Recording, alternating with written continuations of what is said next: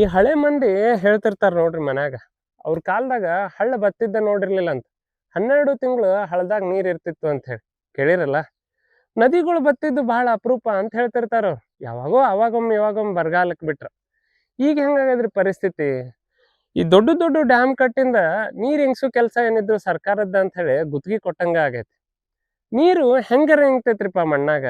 ಇಲ್ಲಿ ನೋಡ್ರಿ ಈ ವಿಡಿಯೋದಾಗ. ಮಲ್ನಾಡ್ ಕಡೆ ಹೋದಾಗ ನಾನ ಮಾಡಿದ್ದೆ ಈ ವಿಡಿಯೋ. ಹೆಂಗ ಕಲ್ ಮ್ಯಾಲ್ ಬೆಳೆದ ಗಿಡದ ಬೇರ್ಲೆ ನೀರು ತಟ ತಟ ತಟ ಅಂತ ಹೇಳಿ ಕೆಳಗೆ ಇಳ್ಯಾಕತ್ತೈತಿ. ಹಿಂಗ ಮಣ್ಣಾಗಿನ ನೀರಿನ ಸಹಿತ ಗಿಡಗಳ ಬೇರು ಒಳಗೆ ಇಂಗಿಸ್ತಿರ್ತಾವ್ರಿ. ಮುಂದೆ ಬ್ಯಾಸ್ಗ್ಯಾಗ ಅದ ನೀರ್ ಮ್ಯಾಲ್ ಬಂದ ಸಣ್ಣಗ ಜರಿಗತೆ ಹರ್ಕೊಂತಿರ್ತಾವ.